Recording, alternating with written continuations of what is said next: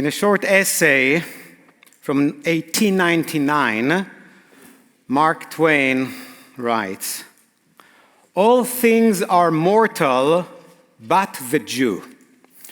All other forces pass, but he remains. What is the secret of his immortality?" He wrote it lovingly, by the way, unlike many other people. And I will try to give you my version to this question that people have been asking, and sometimes lovingly and very often angrily. Why are they still here? I've been studying Torah formally probably since I was 4 years old. The first institution was Cheder.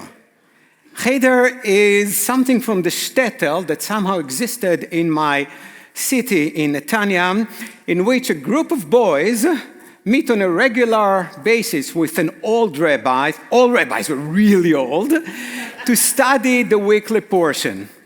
And then I continued to study Torah through what I would describe different shades of orthodoxy.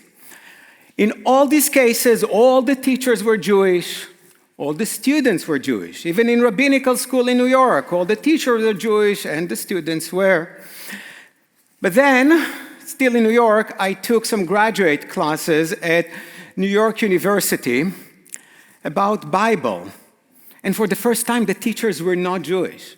Most of my classmates were not Jewish. Because, Christian loves the Bible too. And I discovered some new things, how people look at us from the outside. And in one of these classes, the professor asked, what makes the ancient Israelites, that's how they call our ancestors, different from all the others? And he continued. He didn't wait for an answer. He said, it's not the language. Because Hebrew, and there are some linguists here, is basically Canaanite. Even the Hebrew alphabet, those of you who can read, can say that you can read Phoenician. May help you to find a better job, I don't know. So it's not the language. Some rites and customs, circumcision, everyone in the ancient Near East practiced circumcision. Except of the Philistines, because they came from the Greek islands, and therefore the Bible often calls them the uncircumcised. Only that the ancient Israelites said, whoop, circumcision is us, and this is a sign of the covenant with God. But everyone else did it. It was not special. Even God. They called God Yahweh or Jehovah. You can see it on top of the ark. Today we normally say Adonai. Was not even a Jewish God. Yahweh was part of the Canaanite pantheon of gods, was not even the chief god.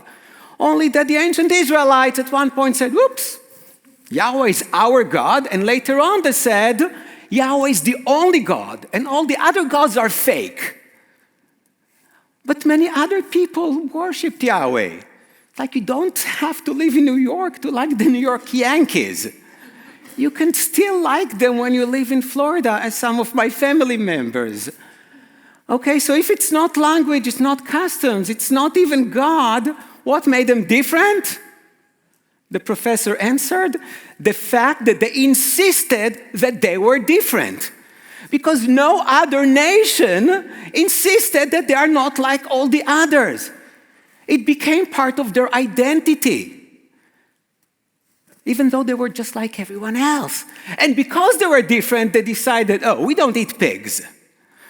And this is, by the way the archaeologists can distinguish between Jewish, Hebrew side and non-Israelite side. Because the non-Israelites have tons of pig bones, the Israelites don't. Okay, so the first thing that really made us, the first part of our identity, is that we are different. Even the word kadosh, which means holy, and many derivations of this word, like kiddush and kaddish and kedusha, means different. So the Sabbath day is kadosh, is holy. Why? Because it's different from the rest of the days.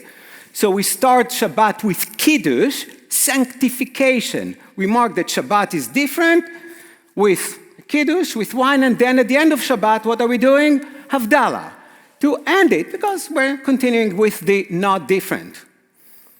So we said we were different, and 3,200 years later, it became part of our collective DNA. We are different. How different? That has always been a problem because some people wanted to be super different, others wanted to be much more like everyone else. And this is still the struggle that we are going through. So being different is one thing about our people. The first time that Israel is mentioned in extra-biblical sources, which means not in the Bible, is called the Merneptah Stela. Stela is a stone with an inscription. And this Merneptah Stela is older than the Bible. It's from about 3,200 years ago, from 1204 BCE.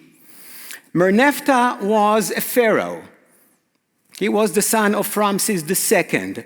And in this stela that was discovered more than 100 years ago, he is boasting about all the nations that he destroyed. One of them is Israel. Israel lays waste its seed no more. So the first time that Israel is ever mentioned is a pharaoh who is boasting that he completely destroyed Israel. He said, no more Israel. Well, he was wrong. But it's very important for us to remember that that's the first time. I thought about it the other day, about the irony, as I was thinking about ancient Egypt and ancient Israel. So back then, Egypt was the biggest empire. And we, Israel, were a bunch of schleppers. And today, Egypt is about 120 million people. Israel is 9 million people. Our GDP, our economy, is much larger. How things change. Because the second thing that we, the Jewish people, have and always had is resilience. Resilience literally means rebound.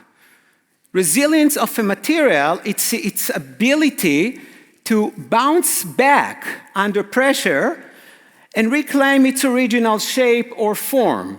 So when you sit on your sofa, you put pressure on the cushion there, and then when you get up, it goes back to where it was before. Jews have been resilient.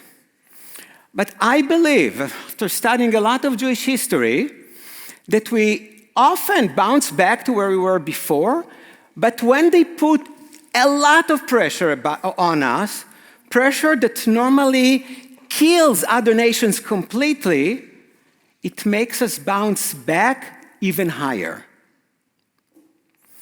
And there are so many examples for that.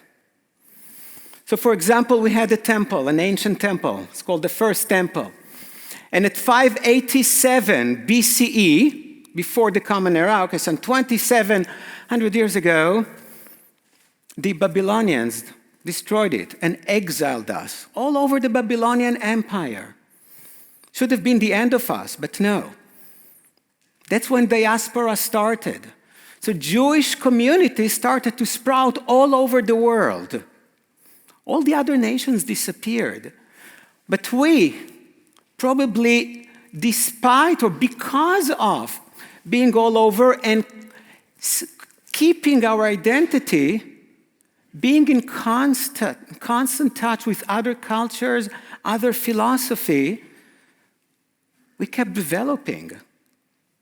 It's quite amazing. So we had Jewish places all over that were always in contact with others, making us better, sharpening our thinking. After the year of 70, they destroyed the Second Temple. And the Jews now are all over, right? These were the Romans. And we came up with the Talmud, the biggest canonical book. You know where you can find the biggest number of sets of Talmuds in the world? South Korea. Yeah, there was a few years ago an article in the New Yorker that I checked afterwards, even though I assume they have good fact checkers there. In South Korea, they asked themselves the question, how come there are so many Jews who are geniuses? And the answer that they got was the Talmud. So almost in every house in South Korea, there is a set of the Talmud. It became a national thing to do. And if you studied even a little bit Talmud, you can tell how it helped to sharpen the mind, to debate, to argue, to think in a different way. So we have the resilience, we have the idea that we are different. Or as Dara Horn likes to say, the entire world wants to put us in the box. The problem is that we were there before there was a box. So everyone who tries to do it is disappointed because we don't fit in any box. And we are resilient. There are so many examples. I made the list for myself. Which examples I should use to show you resilience? And then I realized the obvious one. You know, these two people who happen to be my grandparents, they met in 1945. They didn't know each other before. They lost everything. But when I say everything, I mean everything. They had no one in the world. Both of them lost their parents, their siblings, their spouses, their children.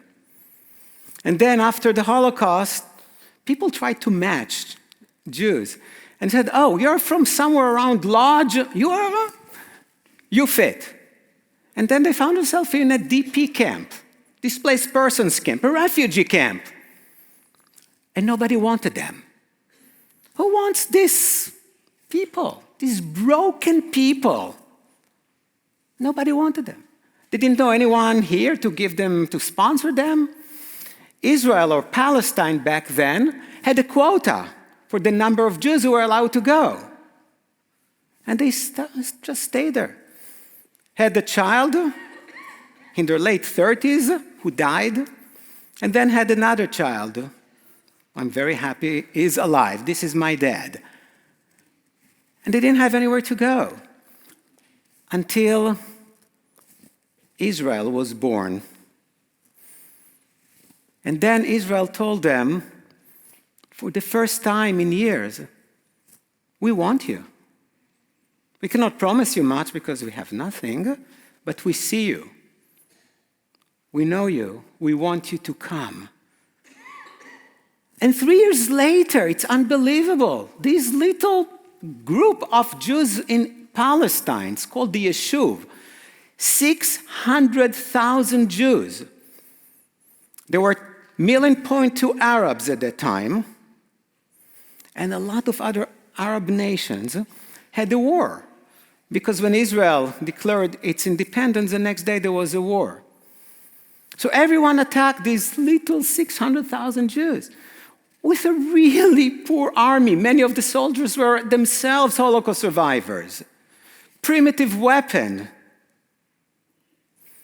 And they had to fight against the 1.2 million Arabs and 5 states. Egypt, Transjordan, that's what its name it was the name back then.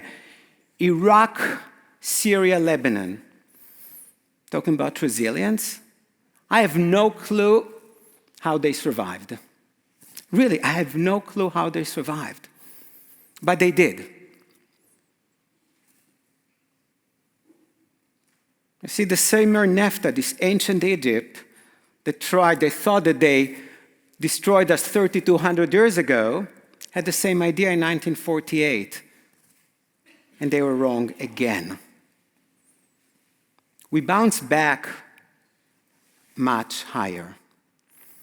But there is a third element that I alluded to before we read the Torah.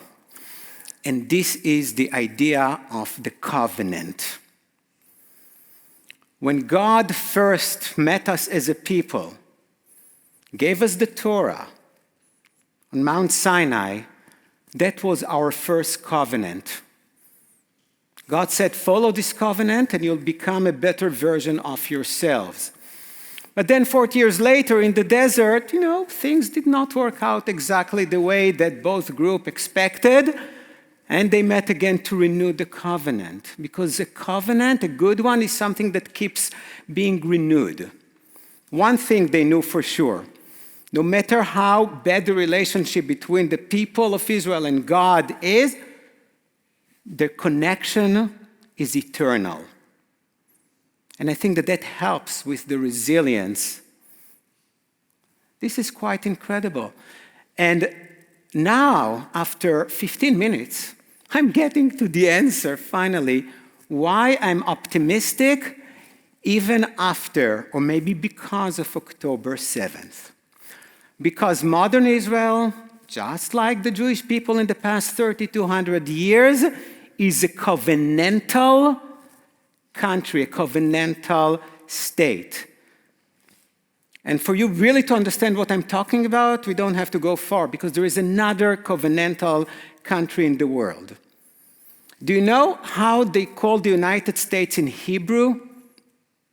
Artzot Habrit, which literally means the states of the covenant.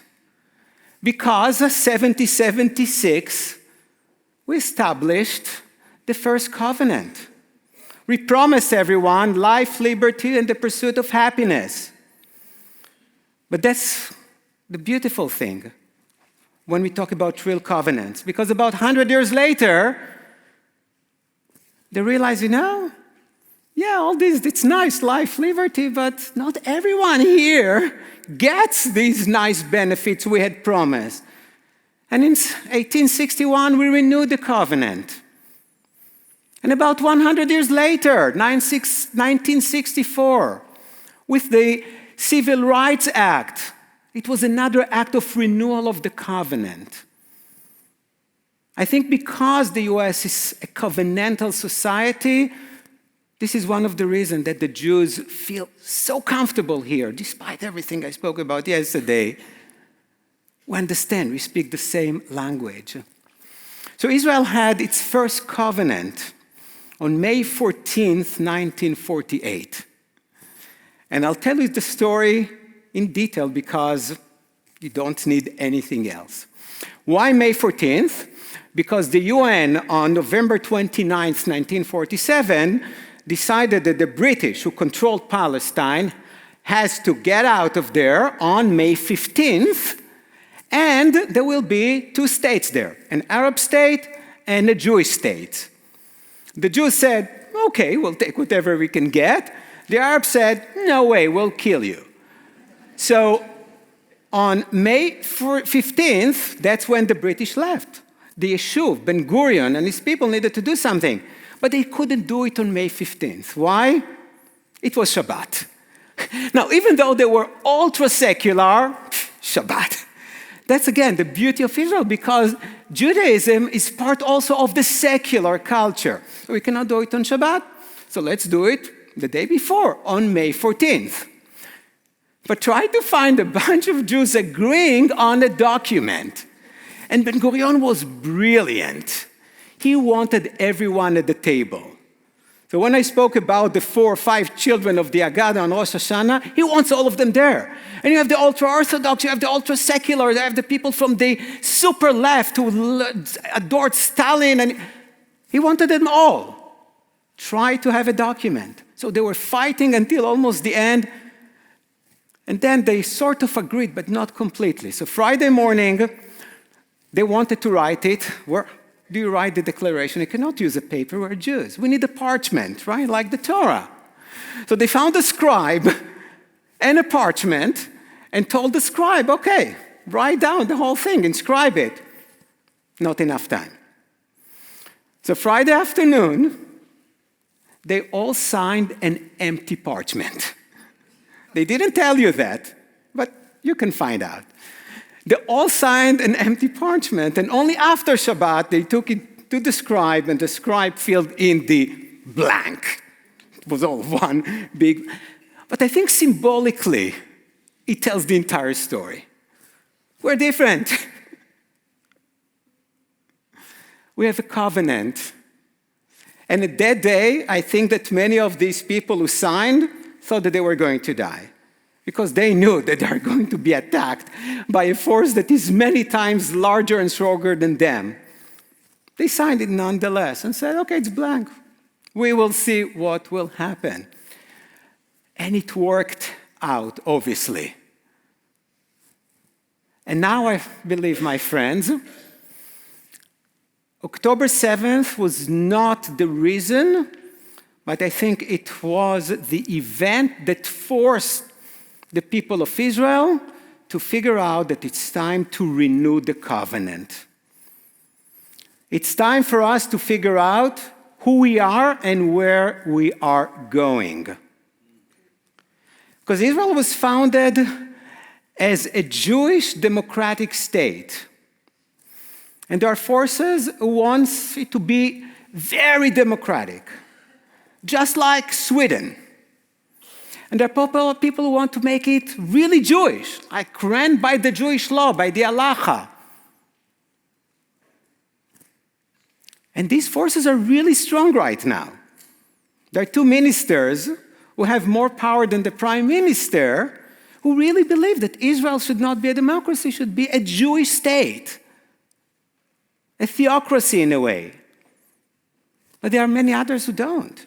So the struggle in Israel did not start after October 7th, it started the year before, when those who wanted very, very Jewish at the expense of democracy wanted to change the laws, the shape of the Supreme Court, many, many different important things. Israel, by the way, has no constitution because they couldn't decide on a constitution.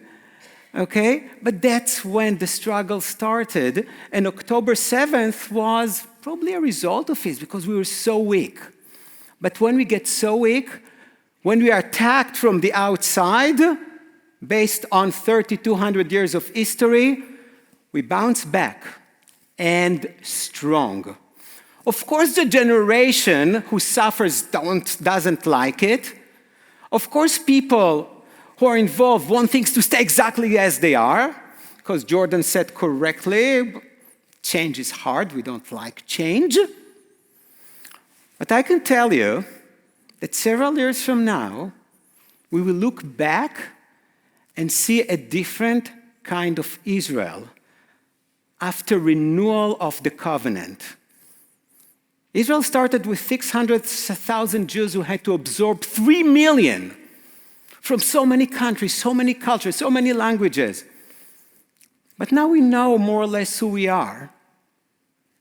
And it's time to figure out where we are going and what is our relationship with Jews all over the world. And I believe that that's exactly what we will do. I don't know exactly when. And I know that history doesn't always repeat itself, but it rhymes very well. And this is where we are now. And this is why, despite everything, I have a lot of optimism. And I just want to read for you one thing that was written in Israel by Chen Arzi. She's a journalist, and she wrote it as a response to October 7th. But I think it says it all.